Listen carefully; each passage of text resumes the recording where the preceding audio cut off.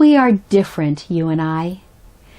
I'll never see the world through your eyes, and you will never see the fantastical shapes and faces I see in the clouds as they roll by.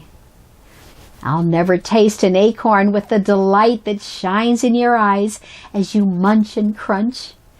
And you will never understand why I relish a warm gingerbread cookie for my lunch.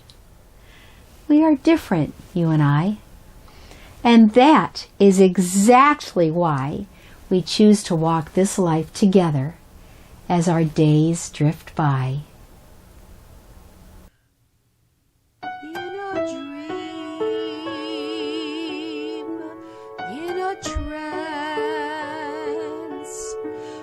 Spirit flies to the pink horizon of the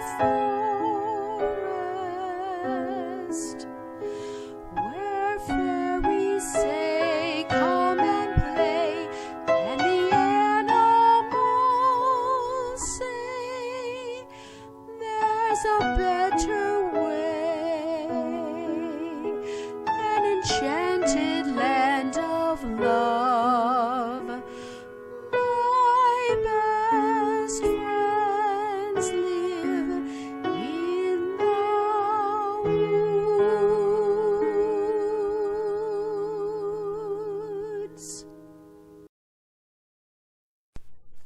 My Best Friends Live in the Woods. The Adventures of Albert by Anne Michelle Moracek. Chapter 5, Snip and Nibble. Albert's best friend is Jimmy Squirrel.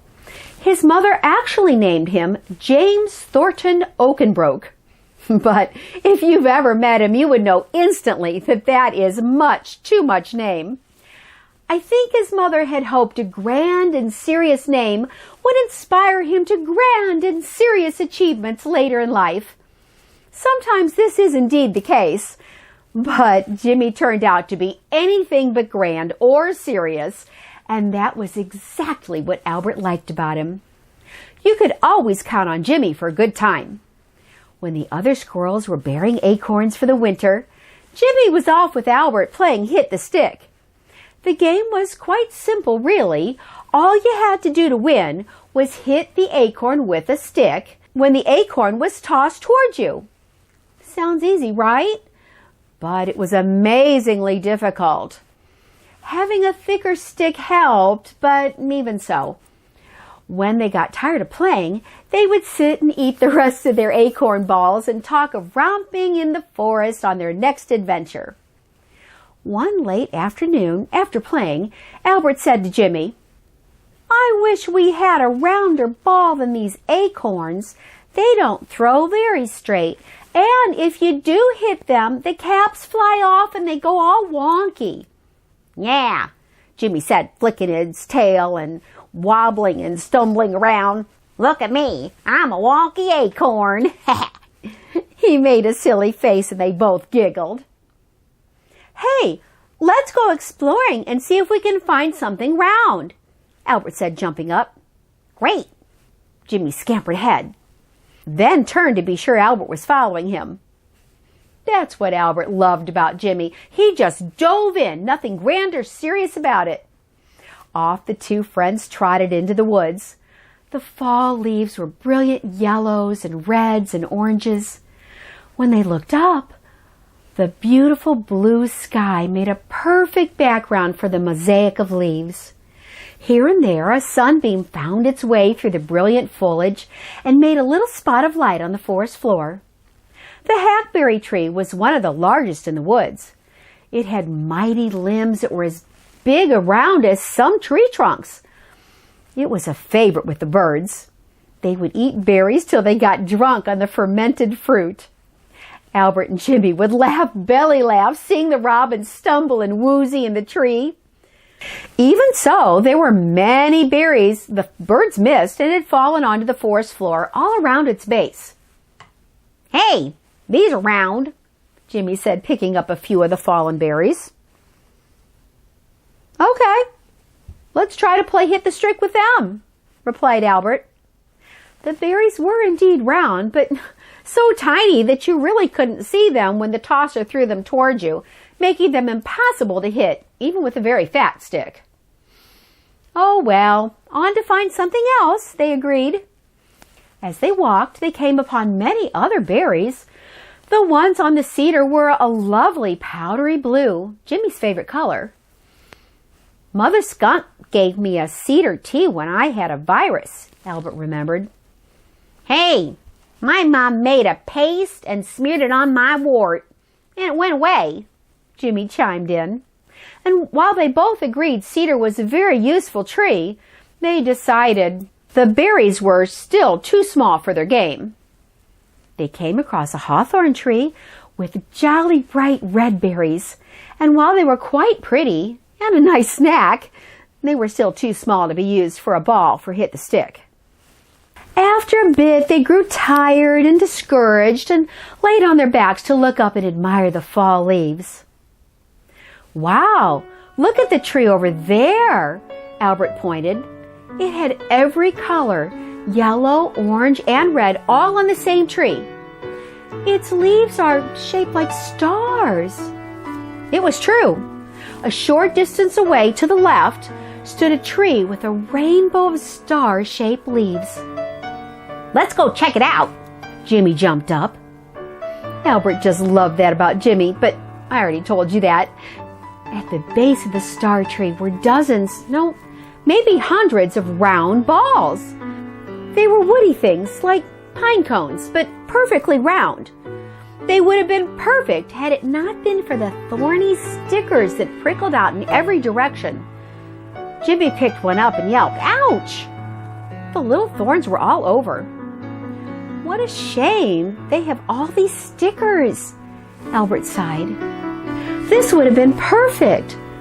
Jimmy picked one up, but this time carefully from the little stem still attached to it. It's kind of like a cherry on a stem, isn't it? Jimmy said, examining it closely. I wonder if there's a way to get those thorny stickers off, Albert said deep in thought. Perhaps we should carry some by the stems to Mr. Beaver for him to have a look. He seems to have advice about many things. Maybe he'll have an idea of how we can get those stickers off. So off they trotted to the pond where Mr. Beaver had his house. When they arrived, he was sitting on a rock just offshore, admiring the splendid fall colors. Oh, Mr. Beaver, could you come here? We have something to show you, Albert called out. Annoyed that his daydreaming had been interrupted by two scrappy boys, he shot back. Not now. Can't you see I'm busy? Albert knew just how to entice Mr. Beaver, and he replied, We wouldn't have interrupted your important thoughts if it weren't that we know just how wise you are. We thought, who is the wisest in the forest? And, of course, you were the first one we thought of.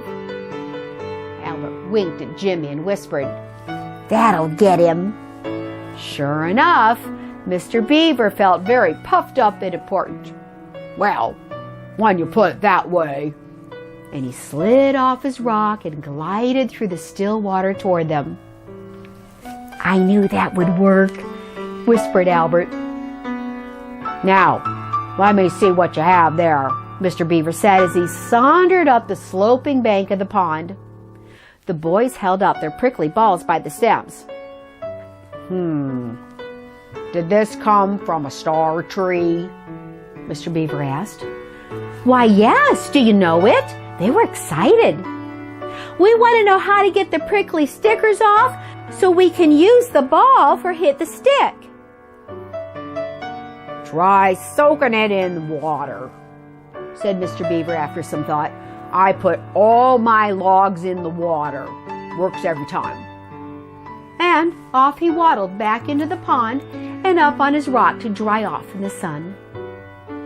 Okay, let's throw them in the stream and watch the stickers fall off, the boys decided, and hurried off to the stream by their home. When they arrived, they both tossed their balls into the stream and sat down to watch the stickers fall off. But that is not at all what happened. The balls bobbed along the surface, floating downstream like little round corks. They're getting away! Jimmy jumped up and tried to follow along the shore. Albert was suddenly sad. You can't follow on the shore. I know, he said, and became quiet. No worries, Jimmy bounded back. Let's go get some more. And this time, we'll ask Old Squirrel McFallen what to do. Jimmy was already scampering off, so Albert had to shake off his melancholy and follow. That's what he loved about Jimmy. Back at the star tree, they gathered up as many balls as they could carry, dangling merrily from their little stems. Then they headed off to Old Squirrel McFallen. He had a nest at the top of a great oak, a very practical place for his nest since acorn lunch was always just down the branch.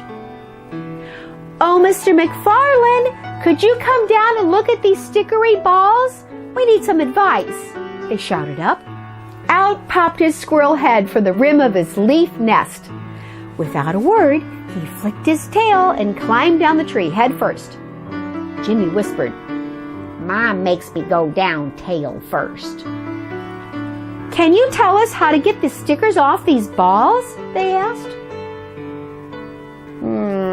Why, yes. Just bite them off with your teeth, he said, and scampered back up the oak tree. The boys looked at each other. Really? Said Jimmy. I'll give it a try. And he did. Sure enough, he was able to snip off the stickery prickeries until he had a nice round ball. When he did, he saw something nestled inside the little holes that were all around. They hadn't noticed that before. What's in there? Albert mused, turning the ball this way and that. He shook it, and little brown seeds came shaking out. It's like sprinkles on cupcakes, Albert said, delighted. And they taste good, too. And so the boys had a new game. They called it Snip and Nibble.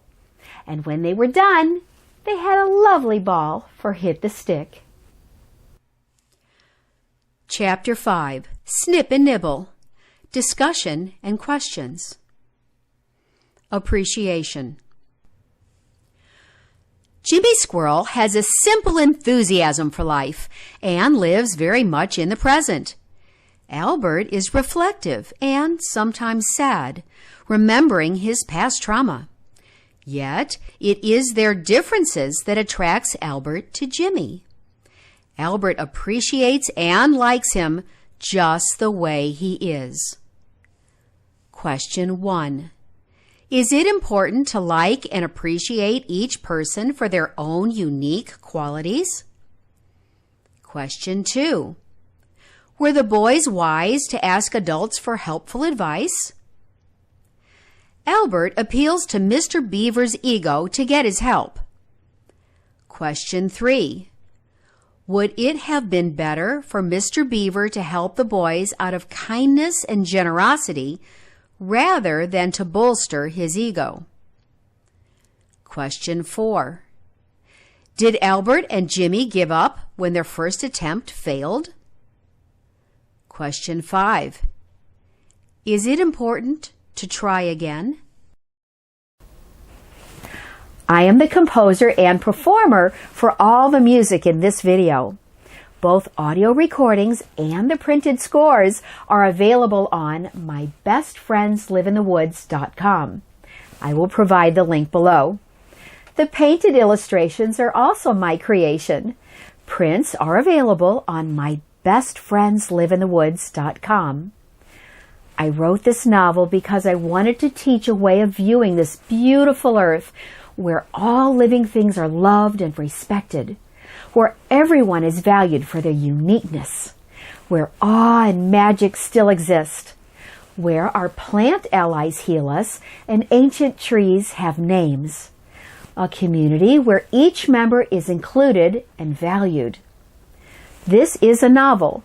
The chapters are meant to be heard in the order in which they were written. And while each chapter can stand alone, they do build as new characters are introduced and past events are referred to. Please be sure to like, share, and subscribe. The chapters are numbered, so if you're just joining us, be sure to go back and watch from Chapter 1